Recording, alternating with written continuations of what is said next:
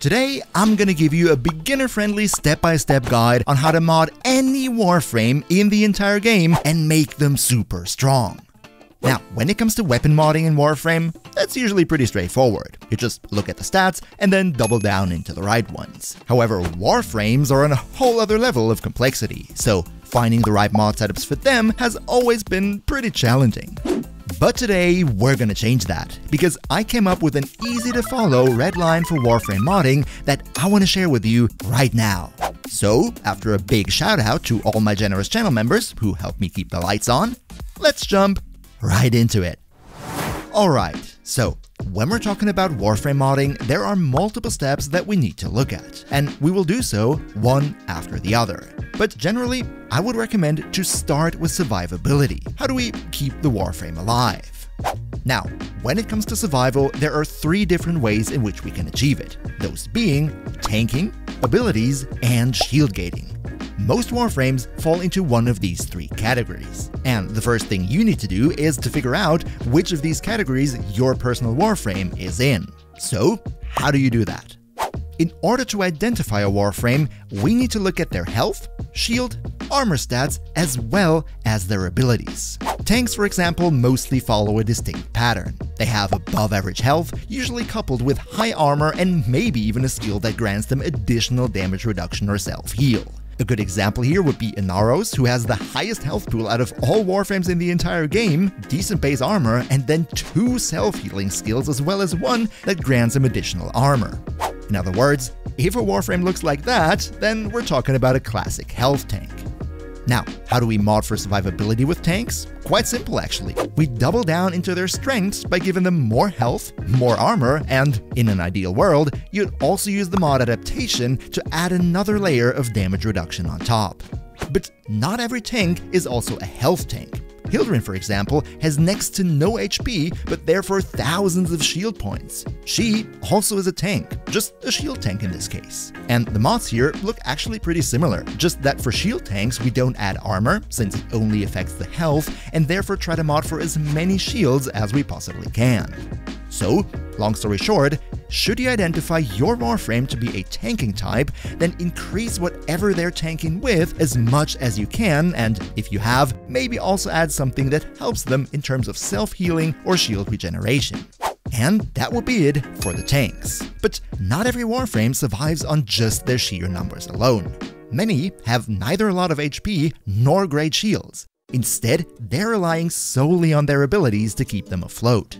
The best example for this type of frame would be Revenant. His skill, Mesmer Skin, gives you a set amount of what are basically free hits that you can take without receiving any damage. So as long as Revenant has his Mesmer Skin up, it doesn't matter how low his health or shield are, he can simply not die at all.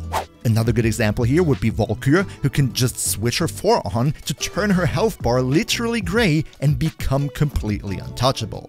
But also stealth frames like Loki and Octavia count as ability-based survivors, since their survival fully relies on them being invisible. You know, I think you get what I mean by now. So, when it comes to survivability modding for these kinds of frames, then it's unfortunately not as straightforward as before, but the main principle is still kinda simple. Whatever they need to keep their survival skill running, give it to them. Revenant gets more free hits the more ability strength you have? Well, then mod for strength. Loki can remain invisible for longer if you increase his ability duration? Well, then do that. I think this is actually quite easy as soon as you found out which skill it is that keeps you alive and what stat it needs to be stronger. Which leaves us with the last type of survival, shield gating. Shield gating is a mechanic in Warframe where when your shield breaks, you become invincible for a very brief period of time.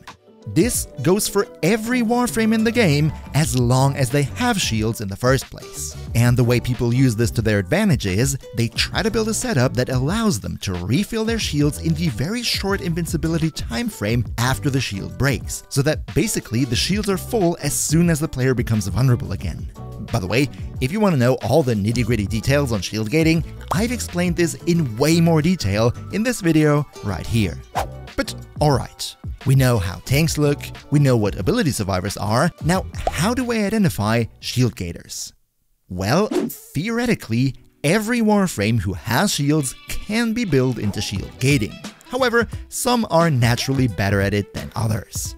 If a Warframe has either very low base shields or high base shields with an ability that can refill those shields in the blink of an eye, that's usually a sign that this frame is very good at shield gating. Here's how it works. If the Warframe has low base shields, use the mod Catalyzing Shields. This will reduce your shields even further, but therefore make that whenever these low shields are refilled completely before breaking, you get 1.3 seconds of invincibility.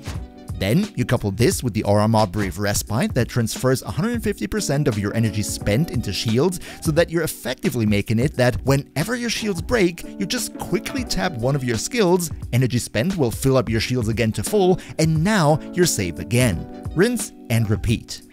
But if your frame has high base shields and a skill to refill those shields, like Hero's Condemn for example, in this case, you want to make sure that this refiller skill can reliably fill up your shields completely in an instant whenever you press the button. In the example with Hero, the more ability strength he has, the more shields Condemn will refill for every enemy that he hits, so you would naturally mod for ability strength. These are the 3 ways of survivability: tanking, abilities, and shield gating. And as I previously mentioned, most Warframes fall into one of these categories. However, most, unfortunately, is not all. And for those who kinda don't really fit into any of this, you will do the following. If you're still somewhat new to the game, running the normal Star Chart missions and story content, then don't worry about it. Just slap on some health and shields and you're probably gonna be fine for the time being. However, if you're engaging with higher level content, then the only thing you can do is pick one of these 3 ways and brute force your Warframe into it. See, if you're further in the game, chances are you already got access to the Helminth, Arcanes, and Archon charts. And now would be the time to use these tools to push your Warframe closer to one of these 3 survivability methods. Need more health to be a tank? Well, there's Arcane Blessing, and there are Archon charts for that too. Same with armor. Or what if you need self-heal? Well, then how about infusing Sevagoth's skill Gloom via the Helminth? With this, you can pretty much out-heal anything. And if it's shield gating you want to go for instead, then guess what? Hero's Condemn, which we talked about earlier, is available in the Helminth as well. So, long story short, if your Warframe can't fully apply one of these 3 techniques all by themselves, use Arcanes, use the Helminth system, or use Archon shards to force them to get there. Now, I know this sounds like a lot to take in right now, but if you think about it, it's actually quite straightforward.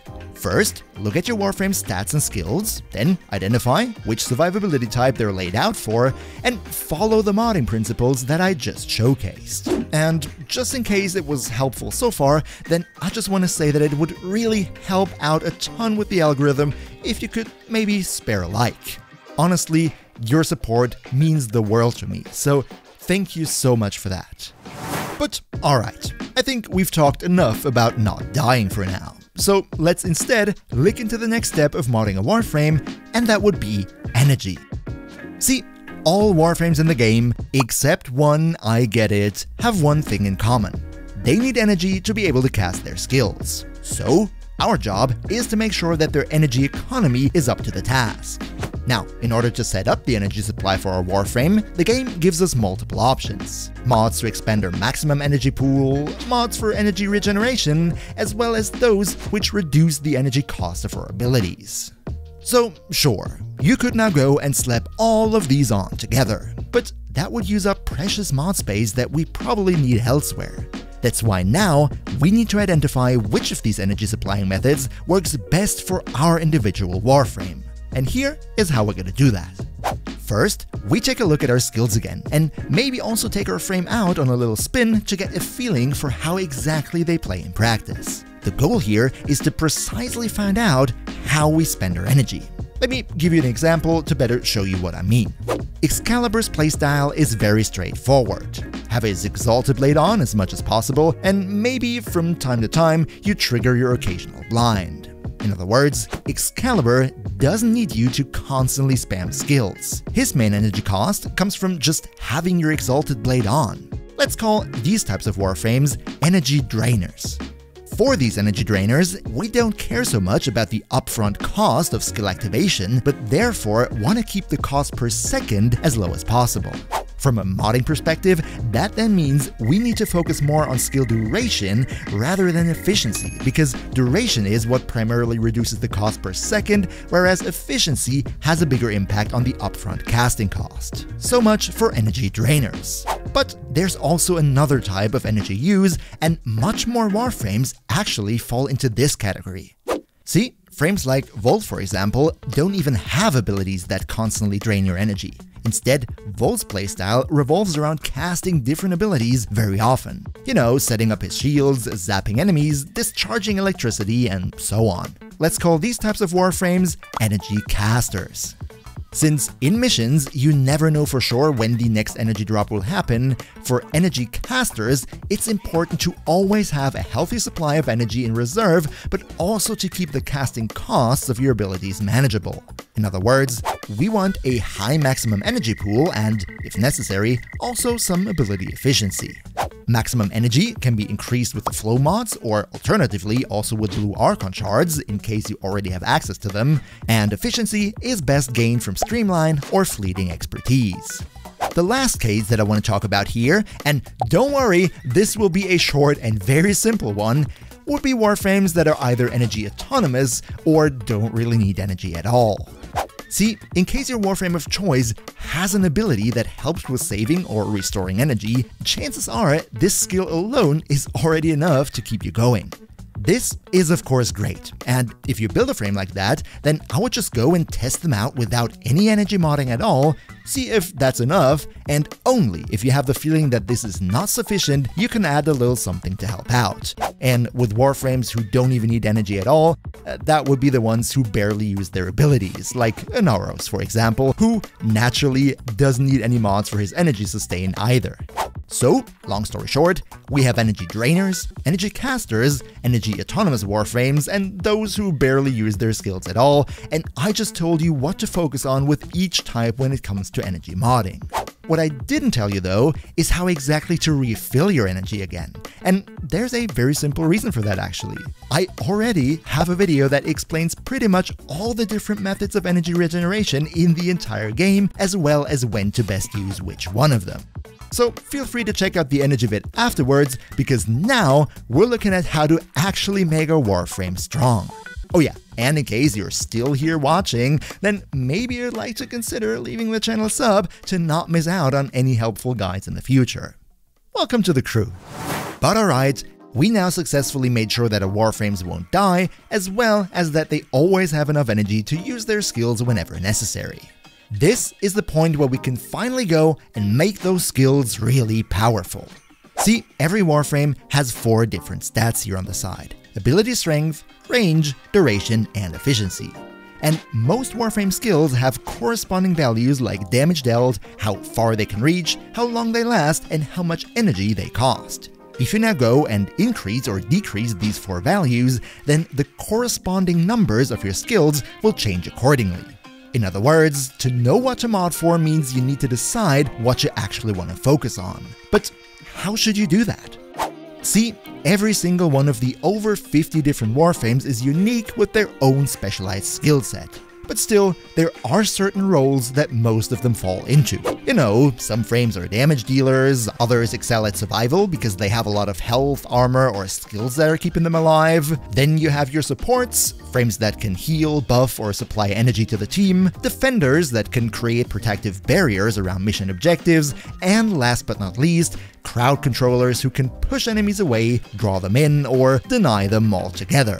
But why am I even telling you all of this? Because before putting on mods, you of course should know which role they're meant to play in the first place. For example, a tank probably needs more defensive capabilities rather than offensive damage modding.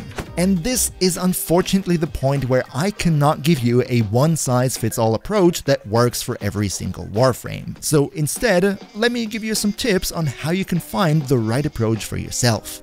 First, you can of course always look for a build guide on your frame of choice online. It's great to get some ideas, but I would personally advise you to not just blindly copy the mod setup without thinking it through for yourself. Better do some test runs on your own.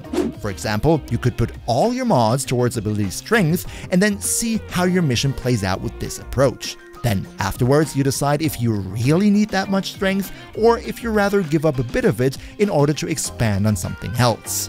And you can repeat this testing process for duration, range, and efficiency as well if you like to get a better feeling for how you want to balance these 4 stats to best suit your personal playstyle. There's really no right or wrong here. These right here would be the most important mods for your ability optimization, and also one thing that I personally want to add here, especially if you're still somewhat new to the game, it is absolutely no problem if you don't have all these mods that we're talking about right away. Just use whatever you can to follow the guidelines from this video as well as possible, and the more advanced mods will then come over time. And stop, don't leave, video ain't over yet, because there is still one more crucial step to Warframe modding that I want to look into right now.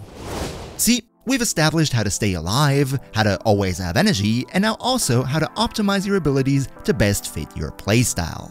But I'm sure there are still at least a few slots open. Maybe you haven't decided on an aura mod yet, or you still have an arcane left to pick. And this would be the point where we look at what we have and see if there are still tweaks that need to be made. You know, stuff like maybe you'd like some more health regeneration, or maybe in your test runs it felt like your max energy is still not quite high enough. These are the issues that we're gonna fix right now. And for that, we'll look again into arcanes, the helmet system, companions, and archon shards. Now, as you might remember, I've already talked about how we can use these things to iron out problems with our survivability. And pretty much the same can be done here too.